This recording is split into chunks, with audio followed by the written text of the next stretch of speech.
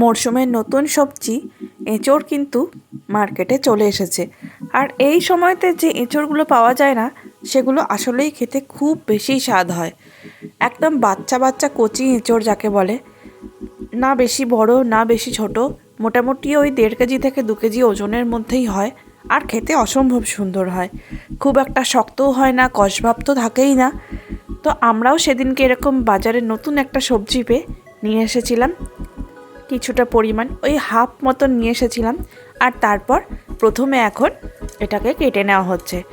স্বাভাবিকভাবেই এঁচোড় কাটার সময়তে যেরকম জল এবং তার মধ্যে সরষের তেল দিয়ে কাটা হয়, সেম প্রসেসেই কাটা হচ্ছে। তো আজকে আমি আপনাদের সাথে শেয়ার করব মরশুমের নতুন সবজি এঁচোড়ের ডালনা। চলুন তাহলে প্রথমে এঁচোড়গুলো কেটে নেওয়া যাক ভালো করে। আর আমরা এখানে এঁচোড়টা একটু বড় বড় পিস করেই কাটবো। যতই হোক নিরামিষ মাংস বলে কথা, সাইজ তো একটু বড় রাখতেই হবে। সেই জন্য আমরা এঁচোড়ের সাইজগুলো একটু বেশি বড় বড় রাখবো। আর চিন্তা করবেন না, এগুলো খুব সুন্দর কিন্তু সেদ্ধ হয়েছিল, বা প্রতি বছরই হয়, কারণ আমরা নিরামিষ এঁচোড় এরকম বড় বড় পিস করেই খেয়ে থাকি। এঁচোড় কাটার সময়তে আমরা কিন্তু এই ভুতলিগুলো ফেলে দিয়ে থাকি। অনেকে আবার এগুলো খান, ফেলে দেন না, তারা এগুলো রাখতে পারেন, কিন্তু আমরা এগুলো কখনোই রাখি না। তাই আমরা এগুলো ফেলে দিয়েই এঁচোড়টুকু শুধু নিয়ে নেব। এঁচোড়কে আবার অনেকে কাঁঠালও বলে থাকেন, কাঁচা কাঁঠাল, যদিও কাঁচা কাঁঠাল আমরা বলি না। তো এঁচোড়গুলো কাটা হয়ে গিয়ে থাকলে সর্ষের তেল মিশানো জলটার মধ্যেই কিছুক্ষণ ডুবিয়ে রাখা হবে, মোটামুটি 10 মিনিট। আর এই সময়তে আমরা আলুগুলোকে কেটে নেব। আজকের এঁচোড়ের ডালনা বানাতে যে দুটো প্রধান সবজি দরকার, আলু এবং এঁচোড়, দুটোই কিন্তু একদম নতুন সবজি। কারণ এখন বাজারে নতুন আলু উঠেছে, আর পুরনো আলু সেইভাবে দেখা মিলছে না খুব সচরাচর। আর এরপর আলু এবং এঁচোড় ভালো করে ধুয়ে নিয়ে আমরা সেদ্ধ করতে দেব মোটামুটি 3টে হুইসেলের জন্য। আর যখন কুকারে এঁচোড় এবং আলু দেবেন, সঙ্গে 1 চামচ পরিমাণ সর্ষের তেল আর তার সাথে স্বাদ মতন লবণও কিন্তু অ্যাড করে দেবেন।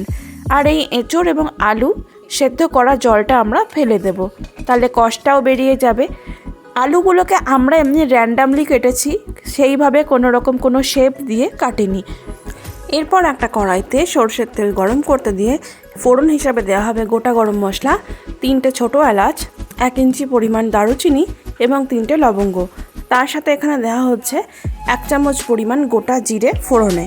আর এরপর আমরা সেদ্ধ করে রাখা আলু এবং এঁচোড়গুলোকে ভালো করে জল দিয়ে ধুয়ে ছেড়ে দেব ফোড়নের মধ্যে। আলু এবং এঁচোড়ের মধ্যে প্রথমে এঁচোড়গুলোকে একে একে ছাড়া হলো, আর তারপর আলুগুলোকে দিয়ে এখন দিয়ে দেওয়া হবে স্বাদ মতন লবণ।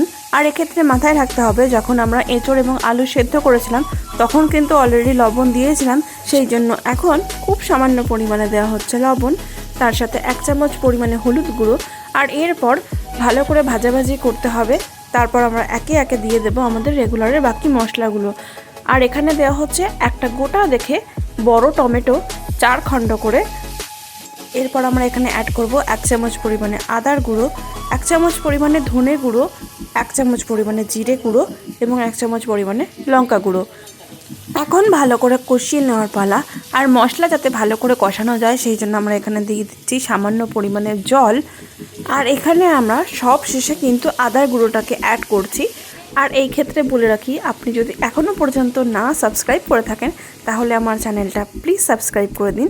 চ্যানেলটি হচ্ছে মেধাশ্রুতি, যেটি এখন আপনি দেখতে পাচ্ছেন। আর পাশে থাকা বেল আইকনটাও প্রেস করে রাখবেন ফর নিউ নোটিফিকেশান। চলুন এবার ফিরে আসা যাক রান্নাতে। তো আমাদের মশলা কষানো কমপ্লিট, দেখে বুঝতেই পাচ্ছেন তেল ছাড়তে শুরু করেছে তরকারি থেকে, তার মানেই আমাদের কষানো হয়ে গেছে, প্রায় রেডি বললেই চলে। এর মধ্যে আমরা এখন দিয়ে দেব প্রয়োজন মতন জল। আমরা এখানে 2 কাপ পরিমাণ জল দিচ্ছি, যেহেতু আমরা এটা ভাতের সাথে খাবো বলে বানাচ্ছি, আর রুটির সাথে তো অবশ্যই খাবো রাত্রে, তো সেই কারণে একটু ঝোল ঝোল রাখবো, একদম মাখো মাখো করবো না, সামান্য একটু কারি টাইপের হবে। তো এখন ভালো করে জল দিয়ে ফুটতে দেওয়ার পালা। আপনারা যদি ঝোলের পরিমাণ একটু কম রাখতে চান, গ্রেভিটা একটু কম বানাতে চান, তাহলে শুকনো বানানোর জন্য জলের পরিমাণ একটু কমিয়ে 1 কাপ পরিমাণও দিতে পারেন। ব্যাস, মোটামুটি জল দিয়ে ভালো করে মেশানো হয়ে গেছে সবজির সাথে। এখন ঢাকা দিয়ে রাখার পালা। মিনিট 5 একটু ফুটতে দিতে হবে, গ্যাসের ফ্লেম ওই মিডিয়াম টু হাই রেখে। মিনিট 5 ভালো করে ফুটিয়ে নেওয়ার পর আমাদের তরকারি বলতে গেলে রেডি। কালার দেখেই বুঝতে পারছেন সবজি প্রায় রেডি হয়ে গেছে। এখন খালি ওপর থেকে গরম মশলা ছড়িয়ে দেওয়ার পালা। ছোট চামচের 1 চামচ পরিমাণ আমরা এখানে গরম মশলা অ্যাড করছি। গরম মশলার সাথে ভালো করে সবজিটা একটুখানি মিশিয়ে নিয়ে আমরা গ্যাসের ফ্লেম অফ করে দেব বলক আসলেই, কারণ আমাদের রান্না একদম রেডি হয়ে গেছে। আর তার সাথে আমরা দেব সবশেষে 1/2 চামচ পরিমাণ ঘি। আপনারা চাইলে এটাকে স্কিপ করতে পারেন, বাট ঘিটা দিলে জাস্ট একটু ফ্লেভারটা ভালো আসবে। ঘি মিশিয়ে দেওয়ার পর গ্যাসের ফ্লেম তো আমাদের অলরেডি অফ করা হয়েই গেছে। আর ঘি মেশানোর পর আমরা দিয়ে দেবো এখানে ঢাকা, কারণ এখন আমরা এটাকে বসিয়ে রাখবো মোটামুটি 5 মিনিট মতন স্ট্যান্ডিং টাইমে, যাতে করে ঘিয়ের মিষ্টি গন্ধটা উবে না যায়। আর দেখুন কত সুন্দর একটা মিষ্টি কালার এসছে, খুব একটা রিচও হয়নি, অথচ দেখতে কিন্তু খুব সুন্দর হয়েছে। তারপর আমরা বসে গেছিলাম গরম গরম একদম আমাদের এঁচোড়ের তরকারি নিয়ে দুপুরের লাঞ্চে, যেটা দেখতে যত সুন্দর হয়েছিল খেতেও কিন্তু অতটাই টেস্টি হয়েছিল। বাট এটা রিচ গ্রেভিটা দেখতে হলেও অতটা কিন্তু রিচ হয়নি, নিরামিষে খাওয়ার জন্য দারুণ। আর আজকে আমাদের লাঞ্চ মেনুতে ছিল ভাত, তার সাথে ফুলকপি আলু পোস্ত, এটা ছিল টমেটো দিয়ে টক মিষ্টি মুগের ডাল, আর তার সাথে আমাদের শো স্টপার এঁচোড়ের সবজি।